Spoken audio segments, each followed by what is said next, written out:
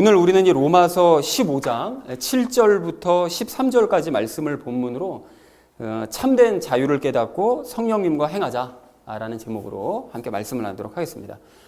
우리가 그 지난주에 로마서 15장 말씀을 시작하면서 믿음이 연약한 자들을 바르게 인도해야 된다라는 얘기를 이제 함께 나눴습니다. 그런데 그렇게 믿음이 연약한 사람들을 인도할 때 우리가 주의할 점이 있다고 했는데요. 그 믿음이 연약한 자들을 기쁘게 해야 된다고 그랬는데 그 기쁘게 한다는 것은 그냥 무작정 그들에게 잘해주고 뭐 세상적인 어떤 즐거움과 기쁨을 주고 하는 것이 아니라고 그랬었죠. 아니라 뭐라고 그랬었죠? 그를 성령님과 연합하게 만들어주고 그래서 그를 영적으로 유익하게 해주고 또 그를 영적으로 바르게 세워주는 것. 이제 그것이 진짜로 그를 이제 기쁘게 하는 일이다라고 말씀을 드렸습니다. 그런데 그런 일을 행할 때 모든 일들이 순탄하게 잘 진행이 되면 상관이 없지만 그것을 받아들이는 사람 입장에서는 그것을 반발하면서 또 싫어할 수가 있기 때문에 우리가 마음이 상하는 경우도 이제 많다고 그랬습니다. 그래서 우리가 마음이 상할 경우를 대비해서 성경을 통해서 그 예수님의 모습을 보면서 우리가 위로를 받아야 되고 또 그런 과정을 통해서 우리가 예수님을 닮아가야 된다라는 얘기를 지난주 우리 함께 나눴습니다. 자, 그래서 관련된 이야기 우리가 지난주 두 개를 나눴거든요. 그래서 첫 번째로 나눴던 이야기가 무엇이었을까요?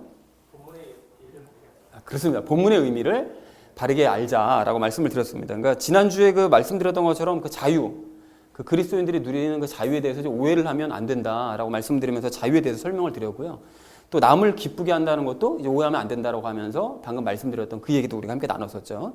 그래서 이제 예수님께서 그 성전을 청소하러 가셨을 때랑 그 오병이어의 기적을 일으키신 그 이후에 그 사람들과 그 논쟁하셨던 그 이야기를 이제 예를 들면서 그들을 바르게 세워주려고 하고 그들을 기쁘게 해주려고 하는 건데 도리어 사람들이 오해해서 기분을 상하게 하고 마음을 안 좋게 만드는, 마음 상하게 만드는 그런 일이 있을 수 있다. 그런데 그럼에도 불구하고 우리는 믿음이 연약한 사람들에게 참된 기쁨을 계속해서 전달해 가야 된다라는 것을 첫 번째로 함께 이야기로 나눴습니다. 자, 그런가 하면 두 번째로 나눴던 이야기가 무엇이었을까요? 성경을 통해 예수님을 닮아가자. 그렇습니다. 성경을 통해서 예수님 닮아가자고 그랬습니다. 그 성경이 완성된 이후로 우리 하나님께서는 오직 성경을 통해서만 말씀하시고 성경을 통해서만 역사하신다고 이제 말씀을 드렸습니다. 그래서 우리가 성경을 볼 때 우리가 참된 위로를 받을 수 있고 또 예수님을 이제 닮아갈 수 있게 되는 것인데, 근데 문제가 뭐죠? 개신교인들이 성경을 읽지 않습니다. 이제 이게 문제입니다. 정말 큰일인데요. 그래서 그 엉뚱한 기쁨과 엉뚱한 복을 진짜 기쁨이요 복인 줄 알고 이제 추구하면서 살아가죠. 그래서 그 말씀드린 것이 성경을 이해하는 것만큼이 성령님과의 소통량이고 성령님과의 친밀함 정도다라고 이제 말씀을 드리면서 성경이 사실은 하나님께서 우리 보고 알아들으라고 주신 성경이기 때문에 그 성경을 모른다고 한다면 이게 좀 문제가 있다. 그러니까 우리가 성령님과 계속 소통을 하면서 그 내용들을 우리가 알아가자라고 이제 말씀을 나눴습니다. 자, 그래서 사랑하는 우리 나눔 있는 교회 성도님들 모두는 이 지난주 말씀에 도전을 받으시고 참된 성경의 사람들 되시기를 바랍니다. 여러분 그렇게 하셔서 진짜 기쁨과 유익으로 세움받는 각 그리스도인들 되시고 또한 다른 사람들 역시 이렇게 세워주셔서 우리 모두가 하나님 앞에 영광 돌리는 참된 공동체 만들어 가시기를 다시 한번 주님의 이름으로 간절히 축원을 드립니다. 자, 지난주 전체 주제가 어떤 것이었는가 하면 바로 이거였습니다. 믿음이 약한 자들을 바른 길로 인도하고 성경을 통해서 위로받으면서 예수님 닮아가자. 그러니까 방금 말씀드렸던 것처럼 믿음이 연약한 사람들을 우리가 바른 길로 인도를 해야 되는데 그럼 그 사람들이 그 바른 길로 인도할 때 좀 받아들여주면 좋지만 사실 그렇지 않기 때문에 우리가 성경을 통해서 위로를 받아야 된다. 그리고 그러면서 또 예수님을 우리가 닮아가자. 그 일을 미리 경험하신 예수님을 닮아가자라는 얘기를 우리가 함께 나눴었는데요.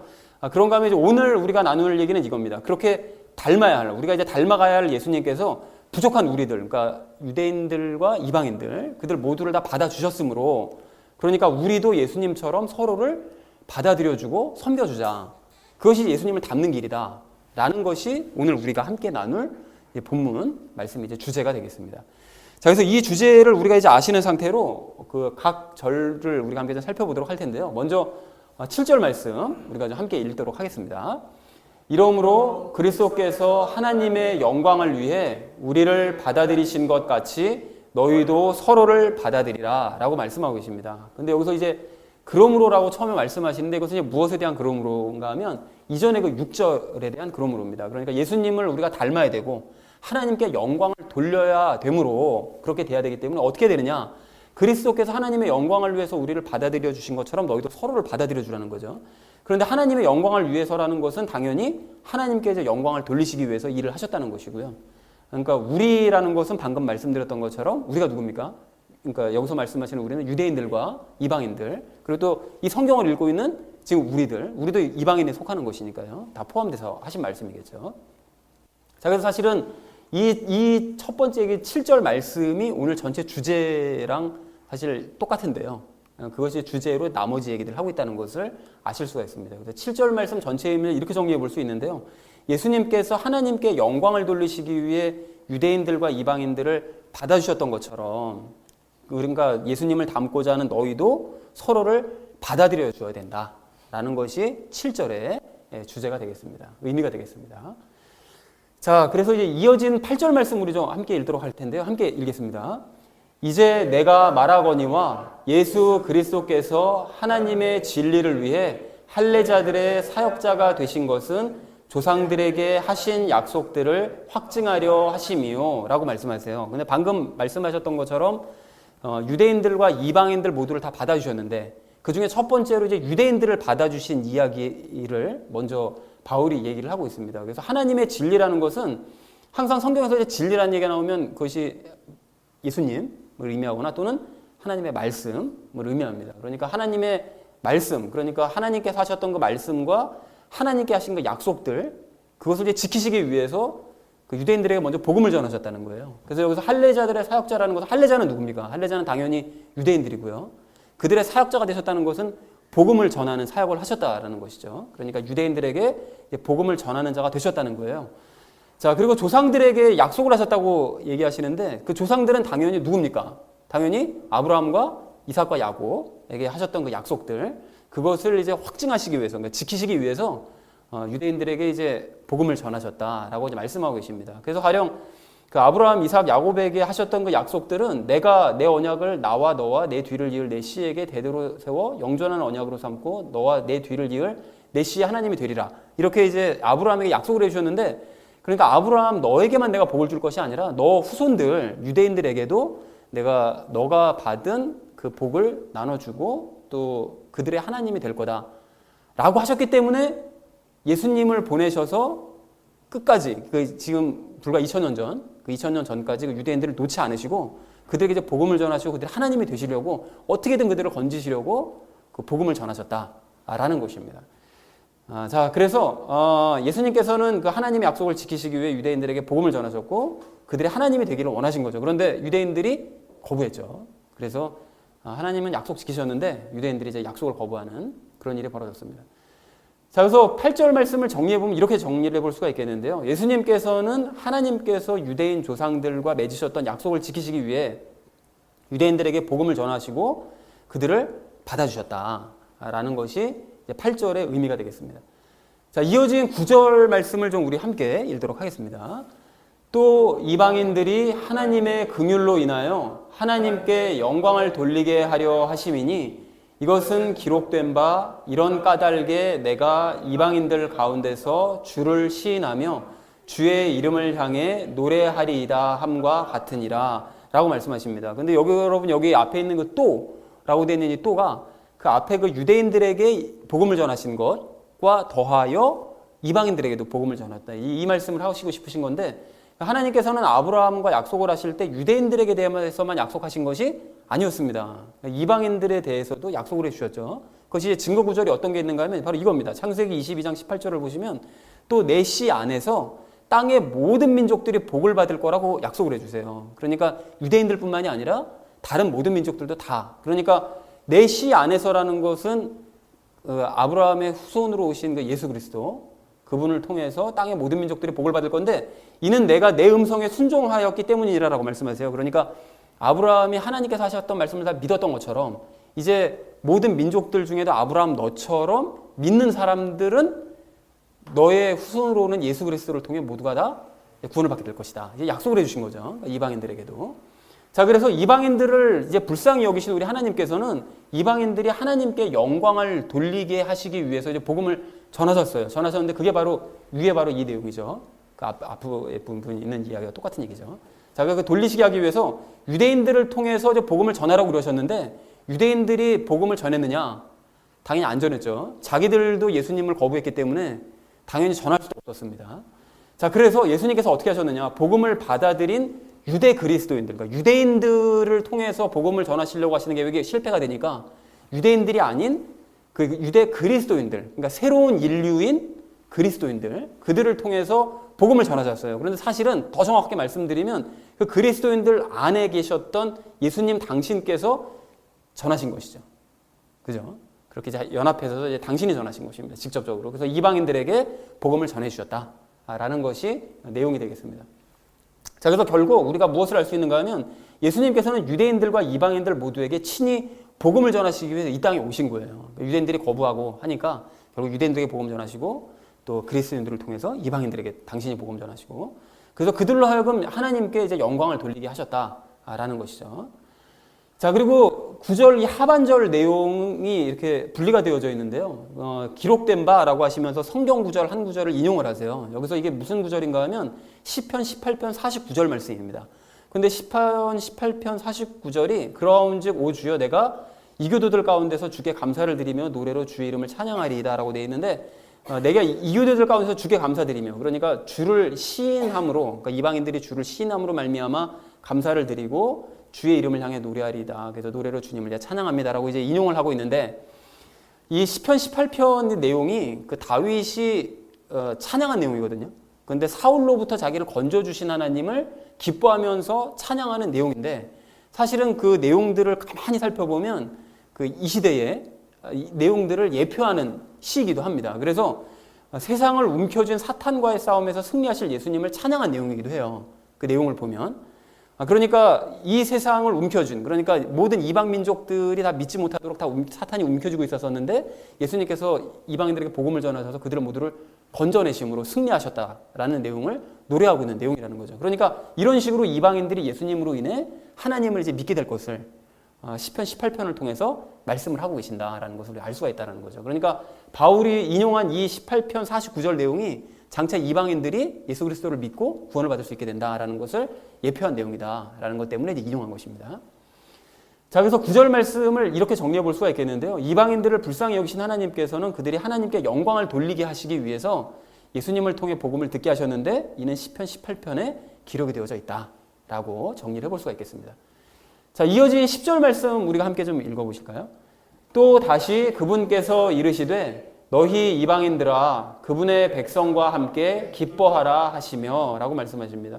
또 다시 그분께서 이르시되 라고 되어 있는데 이것도 역시 인용 구절인데요. 신명기서 32장 43절 말씀을 인용한 내용입니다. 그래서 여기 내용이 그대로인데 여러분 신명기서 32장이 예전에도 제가 잠깐 설명드린 적이 있었는데요. 그 이스라엘 백성들이 이제 그 새로이 가나안 땅에 들어갈 그 새로운 세대, 그 신세대에게 하나님의 복음을 그 율법을 다시 한번 설명한 그 내용이 이제 신명기인데 신명기서에서 모세가 모든 그 후손들에게 다 설명을 하고 난 다음에 마지막 32장에서 그 여호수아에게 노래를 지어서 외워서 부르게 만듭니다. 근데 그 내용이 무엇인가 하면 이제 장차 우리는 하나님을 배반할 것이요 우리나라는 망한다 이 내용이에요. 그러니까 그거를 외워서 이스라엘 백성들에게 부르게 했어요. 그러니까 이게 너무 어처구니가 없는 거예요. 시작도 안 했는데. 그러니까 장차 이제 너희가 그렇게 된다라는 것을 경고하시기 위해서 이제 부르시게 한 바로 그 내용입니다. 신명기서 32장이. 그래서 이스라엘 백성들이 장차 이제 하나님을 배신할 것이고 그래서 하나님께서는 그런 이스라엘 백성들을 심판하시고 그 이후에는 이스라엘 백성들과 이방인들 모두를 다 하나님께서 구원하신다라는 것을 노래한 내용이 신명기서 32장이에요. 그렇게. 그러니까 저 위에 있는 너희 이방인들아 그분의 백성에게 기뻐하라. 그러니까 장차 이제 이런 일이 벌어지게 된다는 거죠. 그러니까 신명기서 32장 내용을 봐도 그 이방인들이 예수님을 믿고 구원을 받게 된다는 것이 기록되어 있다라는 것으로 이제 바울이 얘기를 하더라는 것입니다. 자, 그래서 10절을 이렇게 정리해 볼 수가 있겠는데요. 하나님께서는 신명기서 32장에서도 이방인들의 구원에 대해서 말씀해 주셨다라고 정리해 볼 수가 있겠습니다. 자, 이어진 11절 말씀 우리가 좀 함께 읽도록 하겠습니다. 또 다시 너희 모든 이방인들아 주를 찬양하라. 너희 모든 백성들아 그분을 찬미할지어다 하시고 라고 말씀하시는데 여기 또 다시라고 되어 있는 것도 역시 이 인용 구절입니다. 시편 117편 1절 말씀을 인용한 것인데요. 내용은 여기 있는 그대로입니다. 모든 이방인들아 주를 찬양하라. 너희 모든 백성들아 그분을 찬미할지어다 라고 말씀하시는데 여러분 시편 117편이 굉장히 특이한 시가 특이한 점이 무엇인가 하면 두 절로 이루어져 있습니다. 가장 짧은 시예요. 그리고 성경에서 가장 짧은 장에 해당됩니다. 그러니까 성경 한 장 외우시고 싶으면 요거 한 장 딸랑 외우시면 그렇게 자랑하실 수 있습니다. 그래서 가장 짧은 시인데 그 내용은 하나님의 긍휼과 진리를 이방인들과 함께 찬양하자라는 내용입니다. 그러니까 이방인들도 하나님께 구원받았으니 함께 찬양하자라는 그런 내용인데요. 자, 그러다 보니까 전체 의미를 이렇게 정리해 볼 수가 있겠습니다. 하나님께서는 시편 117편을 통해서도 이방인들의 구원에 대해서 말씀하고 계신다라는 것이죠. 자, 그리고 이어진 12절 말씀 우리가 좀 함께 읽겠습니다.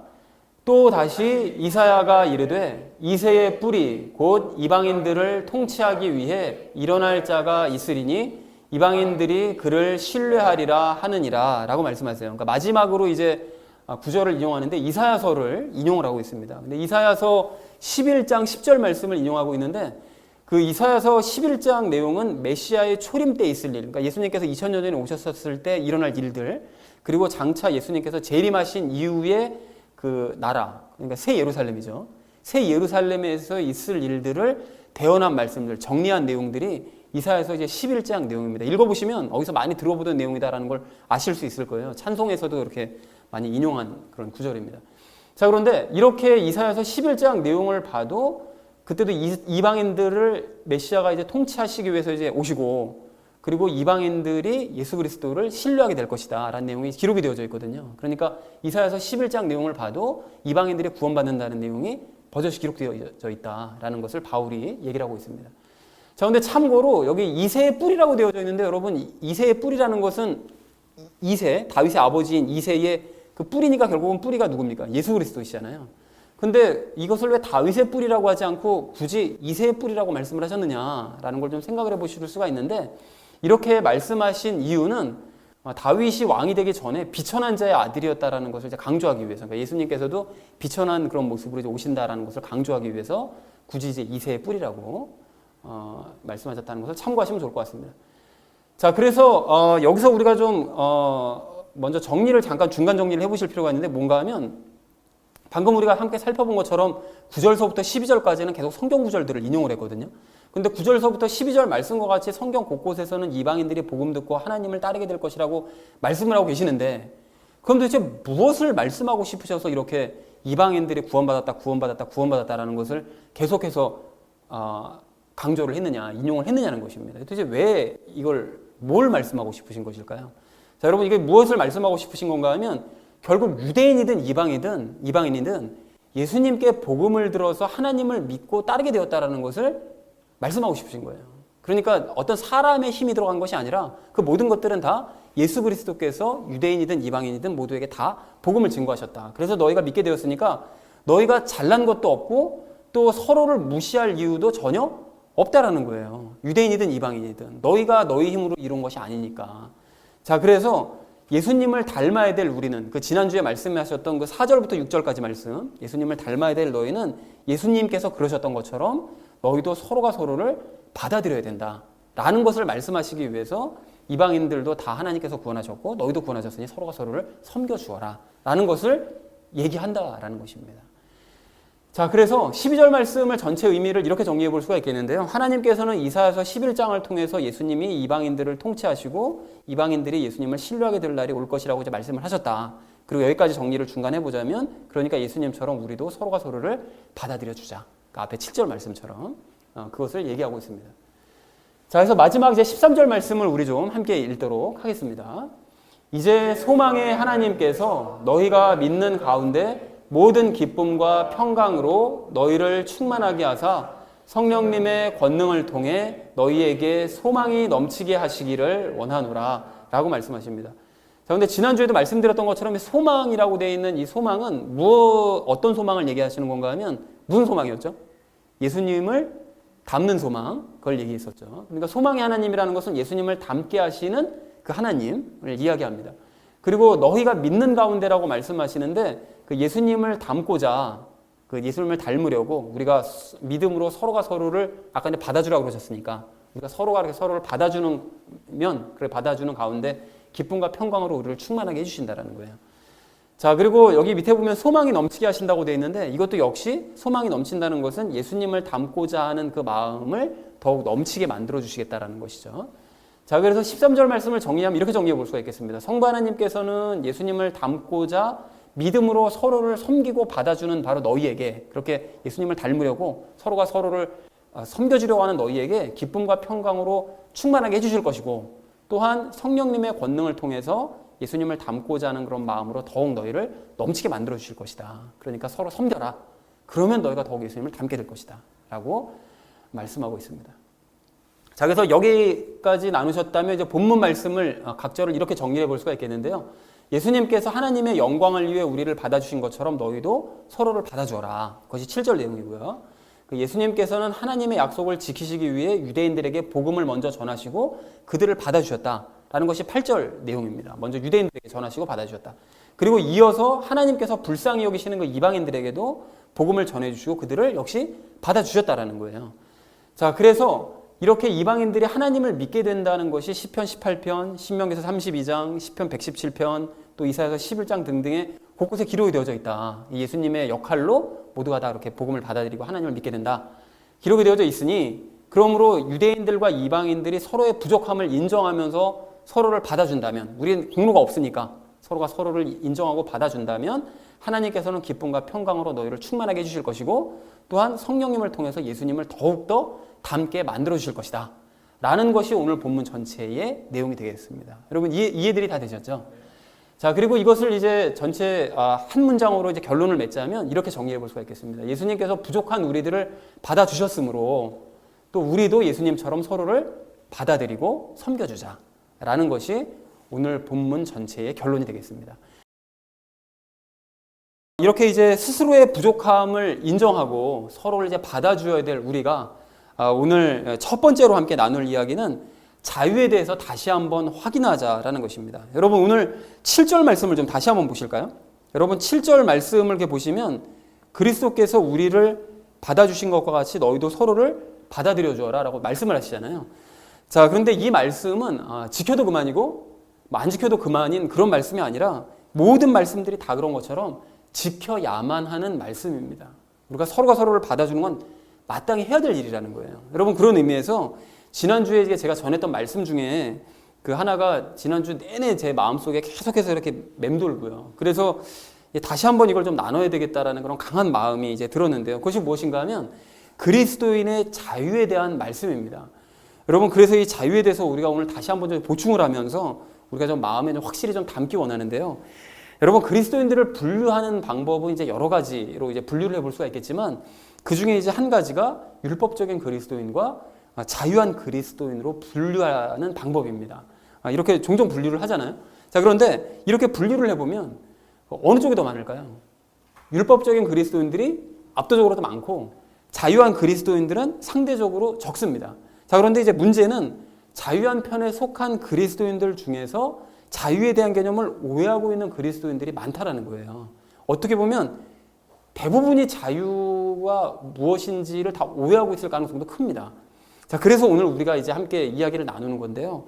즉, 그 사람들은 자기 마음대로 말하고 자기 마음대로 행할 수 있는 자유를 그리스도인들이 누릴 수 있는 자유, 그것이 자유한 신앙생활이라고 생각을 한다라는 것입니다. 여러분, 그러나 지난주에 말씀드린 것처럼 이 그리스도인의 자유는 그런 것이 아니라고 그랬었죠.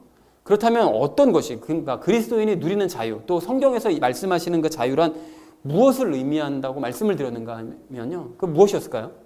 무엇인가 하면 그리스도인이 누리는 자유는 죄로부터의 자유를 의미하는 것이라고 이제 말씀을 드렸습니다. 그렇습니다. 그리스도인들이 누리는 자유라는 것은 내 마음대로 행할 수 있는 자유를 의미하는 것이 아니고요. 이제 그것은 방종이고요. 죄로부터 자유해졌음을 의미한다라는 것입니다. 그러니까 이게 우리가 보통 사람들이 알고 있는 것과는 완전히 개념이 다른 거예요. 자, 그리고 나아가서는 이 죄를 이용해서 권세를 드러내 보이려고 하는 그 율법으로부터 자유해졌다는 것을 의미하는 것입니다. 자, 그러니까 그 죄로부터 자유해진 우리는 이제 예수님의 힘으로 죄를 이길 수 있게 되었고, 또 그래서 예수님의 하나님의 말씀과 뜻대로 살 수 있게 되었습니다. 맞습니까? 맞죠? 자, 그래서 다시 말해서 이전에 죄와 내가 하나 되어져 있었을 때에는 죄 때문에 행하고 싶어도 행할 수 없었고 또 살아내고 싶어도 살아낼 수 없었던 이 하나님의 말씀들을 정말 높은 산처럼만 여겨졌었던 그 하나님의 말씀들을 이제는 자유롭게 행할 수 있게 되었고 자유롭게 살아낼 수 있게 되었다. 이것이 그리스도인들이 누리는 자유라는 거예요. 그러니까 다시 한번 강조드리자면 그리스도인들이 누리는 자유라는 것은 내 마음대로, 내 뜻대로, 내가 하고 싶은 대로 살 수 있게 되었다라는 의미가 절대로 아니라 그건 전혀 상관도 없는 얘기고요. 예전에는 행할 수 없었던 하나님의 말씀을 이제는 행할 수 있는 자유를 얻었고 예전에는 하나님의 말씀대로 살아낼 수 없었던 이 삶을 이제는 말씀대로 살아낼 수 있는 자유를 얻었다라는 뜻이라는 것입니다. 그러니까 기존에 가지고 있던 생각과 완전히 개념이 다르다는 거예요. 자, 그렇다면 여기서 우리가 한 걸음 더 나아가서요. 여러분, 죄는 무엇이 죄라고 그랬죠? 죄가 뭡니까? 죄가 뭐죠? 믿음 없음이 죄라고 그랬죠? 다른 말로 불신이 죄입니다. 믿지 않는 거, 그것이 이제 죄라고 그랬습니다. 자, 그러니까 쉽게 말해서 다시 한번 말씀드리자면 죄로부터 자유해졌다라는 것을 그래서 여기다 대입시켜 버리면, 그러니까 우리가 죄가 불신이니까 죄로부터 자유해졌다는 말을 거기다 불신이라는 말을 대입시켜서 생각하라면 어떻게 되는 거죠? 불신으로부터 자유해졌다는 의미가 되는 거죠. 죄로부터 자유해졌다는 것은 곧 불신으로부터 자유해졌다는 건데, 이것을 좀 쉽게 말을 하자면 불신과 빠이빠이 했다는 뜻입니다. 이제는 그러니까 다시 말해서 믿을 수 있게 되었다는 뜻이라는 거예요. 그러니까 결국 죄로부터 자유해졌다는 말을 다른 말로 표현하자면 이제는 믿을 수 있게 되었다. 또 믿음으로 행할 수 있게 되었다라는 뜻이라는 것입니다. 그리고 이걸 조금 전에 나눴었던 그 말씀과 연결시켜서 다시 한번 생각해 보면 우리는 말씀대로 행할 수 있는 자유를 얻었는데 이제는 그것을 믿음으로 행할 수 있게 되었다라는 의미가 되는 것이고, 또 말씀대로 우리가 살아낼 수 있는 자유를 얻었는데 그것을 이제는 믿음으로 살아낼 수 있는 자유를 얻게 되었다라는 뜻이 된다는 것입니다. 그러니까 여기까지 우리가 종합 정리를 해보자면 그리스도인의 자유란 예수님의 믿음을 가지고 하나님의 말씀대로 살 수 있는 상태가 된 것, 그것이 그리스도인들이 누리는 자유라는 것입니다.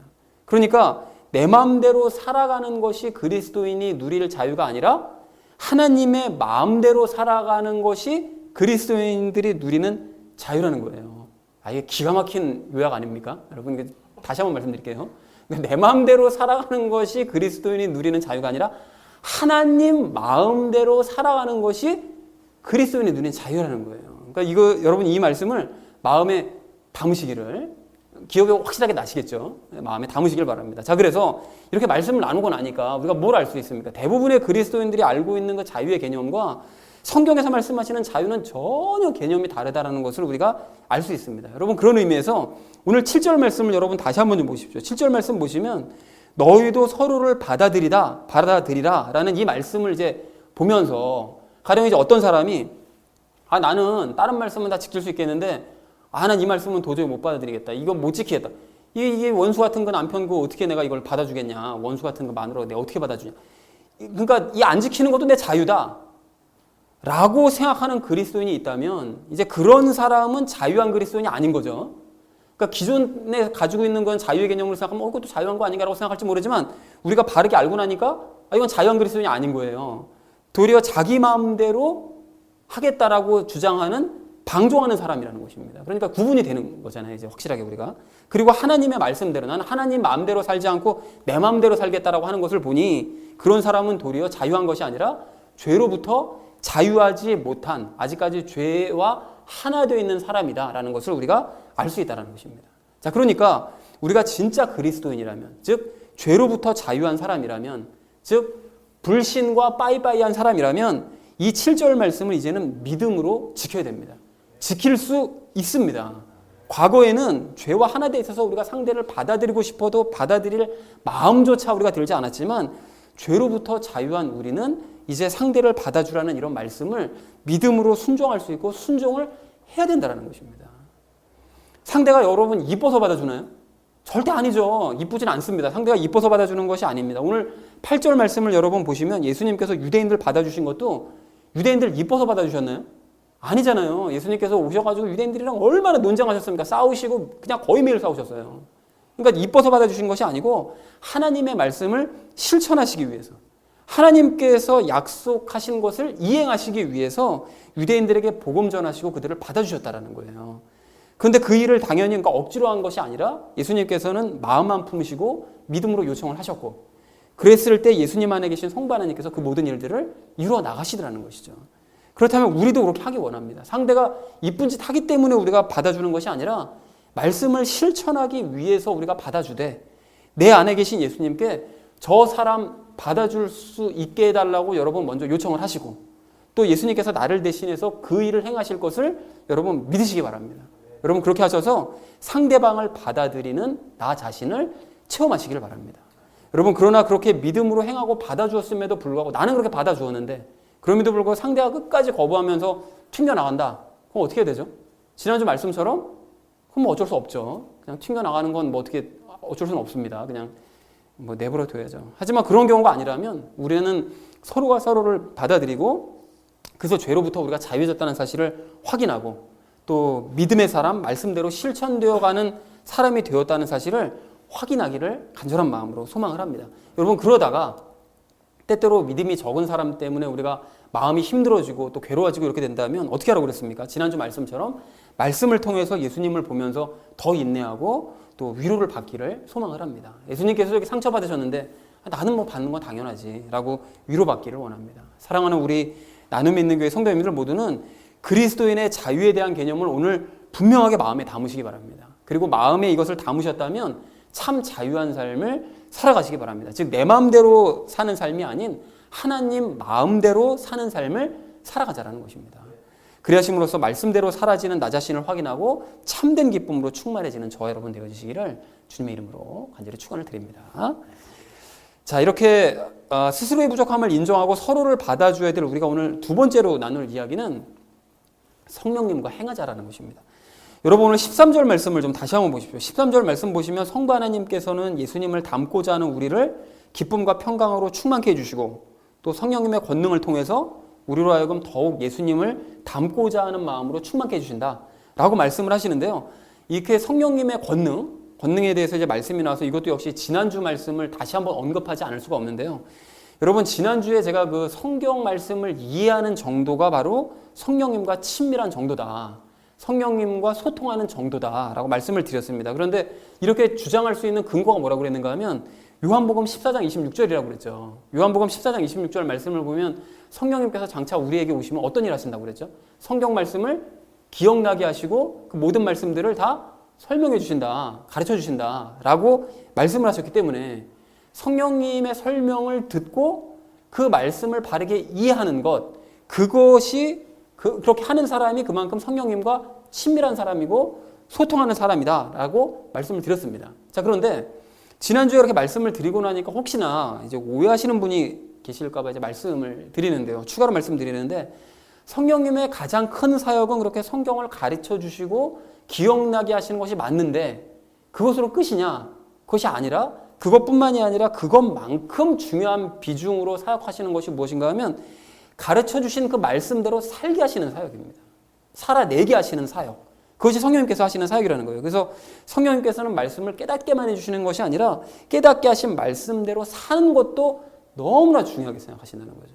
그래서 디모데후서 1장 13절 14절 말씀을 보시면 이렇게 되어 있는데 여러분 한번 들어보십시오.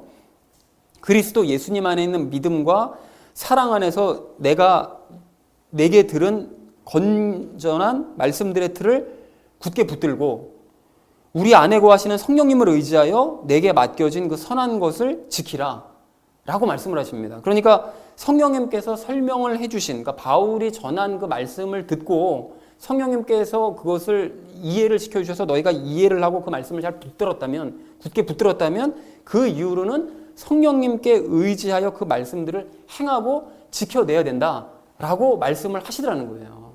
그리고 이 외에도 성경 곳곳에서는 성령님 안에서 걸어라, 성령님으로 행해라, 그래서 열매를 맺어라, 이런 명령들이 아주 굉장히 많습니다. 그래서 이런 말씀들 역시 성령님께서 행하게 하심을 중요하게 여기심으로, 행하는 걸 중요하게 여기시기 때문에 행하게 하심을 따라 행해라 라는 그런 의미의 말씀들이라는 것이죠. 그러니까 성령님의 가장 큰 사역은 이렇게 두 가지, 즉 말씀을 깨닫게 하시는 사역과 그 말씀대로 살게 하시는 사역이다 라고 정리를 해볼 수가 있겠습니다. 자, 그래서 우리도 역시 성령님께 성경의 말씀들을 바르게 배우고 우리가 깨달았다면, 그러면 성령님의 인도하심을 따라 그 이해한 말씀대로 우리가 살아내야 됩니다. 그리고 그렇게 행할 때, 그렇게 살아낼 때 말씀을 바르게 이해한 것이고 진짜로 이해한 것이고 그 말씀이 내 것이 될 수가 있습니다. 그 1907년도 우리나라 그 1907년도에 대부흥 운동이 일어났었잖아요. 근데 이제 곳곳에서 일어났는데 인천에서 활동을 하던 존스 선교사라는 분이 그 미국 기독교인들에게 한국 교회를 소개하면서 이제 쓴 글 중에 이제 이런 대목이 있습니다. 그러니까 선교사들은 항상 이제 선교지로 오면 그 본국으로 항상 편지를 보내서 그 자기가 사역한 것, 그 보고서를 항상 올리거든요. 정기적으로. 근데 그 보고서 중에 이제 한 대목이죠. 여러분 읽어드릴 테니까 한번 들어보십시오. 한국 교인은 성경을 외울 뿐 아니라 그대로 실천합니다. 어느 날 멀리 북쪽에서 한 평범한 교인이 우리 선교부를 찾아왔습니다. 의례적인 인사를 나눈 후 우리는 그에게 방문한 목적이 뭐냐고 물었습니다. 그는 대답하기를 저는 성경 말씀 중 몇 구절을 외우는데 그것을 보여드리러 왔습니다 하였습니다. 그는 100마일, 그러니까 100마일 찾아보니까 160km 정도 되더라고요. 160km 떨어진 곳에 사는 농부였습니다. 그는 목사에게 외운 성경 구절을 들려주려고 그 먼 거리를 나흘 동안 걸어서 온 것입니다. 그리고 목사 앞에서 마태복음의 산상설교 부분을 한 절도 틀리지 않고 외웠습니다.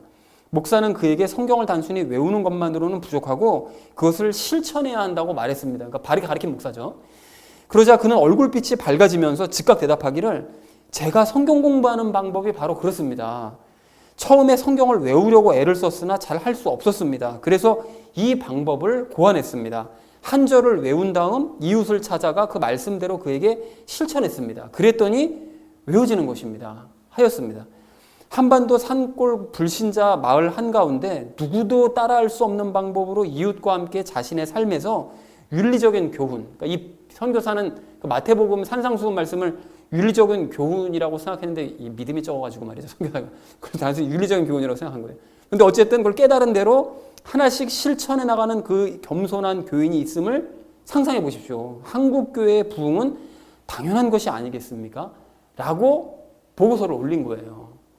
근데 여러분 이 농부가 처음에 이 목사를 이제 찾아와서 성경을 왜 외우려고 그랬는지 그거는 잘 모르겠지만 또 성경 자체를 외우려고 하는 것은 제가 항상 말씀드리지만 별로 올바른 태도가 아니라고 그랬었죠. 근데 아마도 그거는 누군가에게 이제 잘못 배워서 이제 그렇게 시도를 하려고 했던 것 같아요. 그리고 그렇게 자기 노력으로 열심히 외우려고 해도 잘 안 됐던 것은 그 안에 계신 성령님께서 막으신 거죠. 우리가 아까 전에 말씀드렸던 요한복음 14장 26절 말씀에 의하면 성령님께서 말씀을 생각나게, 기억나게 하심으로 우리는 굳이 성경을 외울 필요가 없습니다. 그러니까 외우려고 하니까, 억지로 자기 힘으로 외우려고 하니까 안 되게 이제 막으신 거죠. 그래서 성령님께서 어떤 방법을 가르쳐 주셨는가 하면 아이디어를 주신 거죠. 너가 성경 말씀을 내가 가르쳐 주면 그 말씀을 깨달으면 그 말씀을 행해라.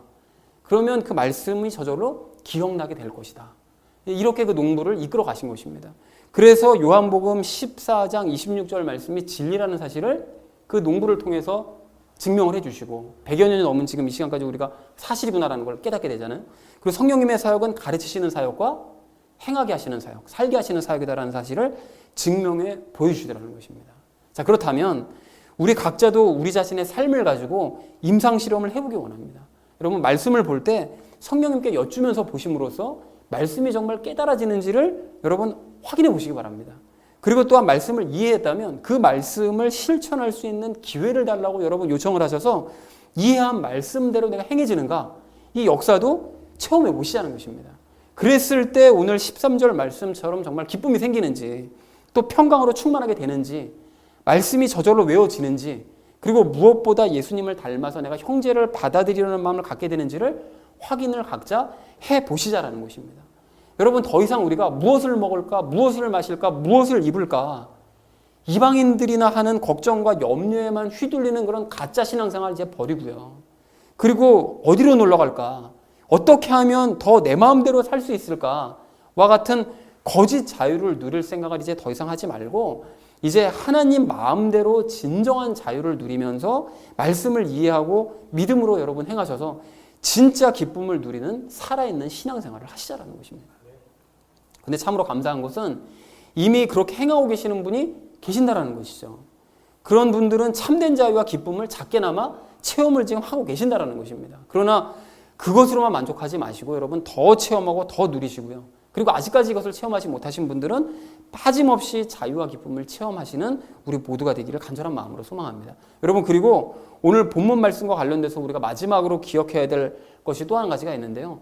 마태복음 20장 말씀을 보시면 거기 먼저 된 유대인들이 나중되고 나중된 이방인들이 먼저 된다는 말씀이 비유로 기록되어져 있잖아요.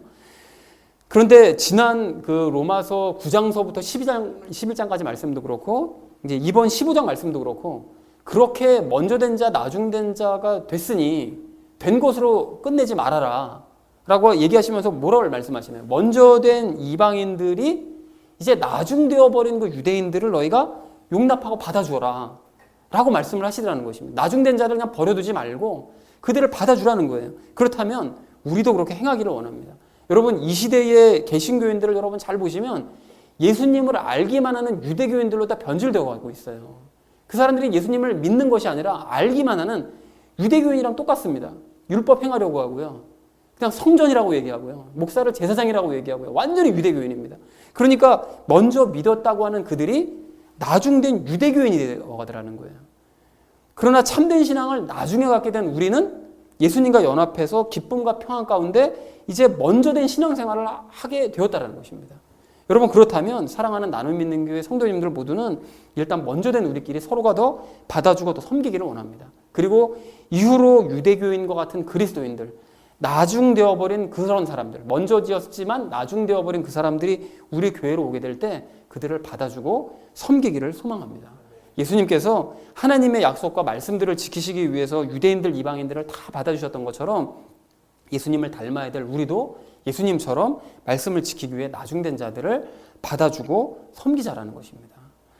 자, 그리고 당연히 우리 힘으로는 이 일들을 할 수가 없는 거죠. 그래서 오늘 13절 말씀처럼 믿는 가운데 성령님의 권능으로 받아주게 하심을 따라 받아주는 우리가 되기를 소망합니다. 여러분, 그래서 그들과 함께 하나님을 찬양하는 교회를 만들어가는 저와 여러분 되어주시기를 주님의 이름으로 간절히 축원을 드립니다.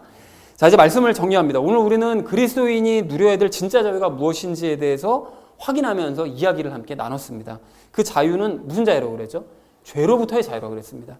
그래서 예수님의 믿음을 가지고 말씀대로 살 수 있게 된 자유가 그리스도인들이 누릴 수 있는 자유라고 그랬었죠. 그런가 하면 성령님의 사역에 대해서도 말씀을 나눴는데요. 성령님께서는 말씀을 가르쳐 주실 뿐만이 아니라 가르쳐 주신 말씀대로 살게 하신다. 그러니까 우리는 행하게 하심을 따라 행하는 삶을 살아야 되고 그리할 때 예수님 닮을 수 있고 열매 맺을 수 있고 기쁨과 평안을 누릴 수 있다고 말씀을 드렸습니다. 사랑하는 우리 나눔 믿는 교회 성도님들 모두는 참된 자유와 성령님과의 이 친밀함으로 서로 받아주라는 오늘 이 말씀을 실천하시는 성도님들 되시기를 바랍니다. 여러분, 그렇게 하셔서 참된 기쁨과 평강으로 충만해지시고 예수님을 더욱 닮고자 하는 소망으로 충만해지시는 저와 여러분 되어지시기를 주님의 이름으로 간절히 축원을 드립니다. 우리 함께 기도하겠습니다.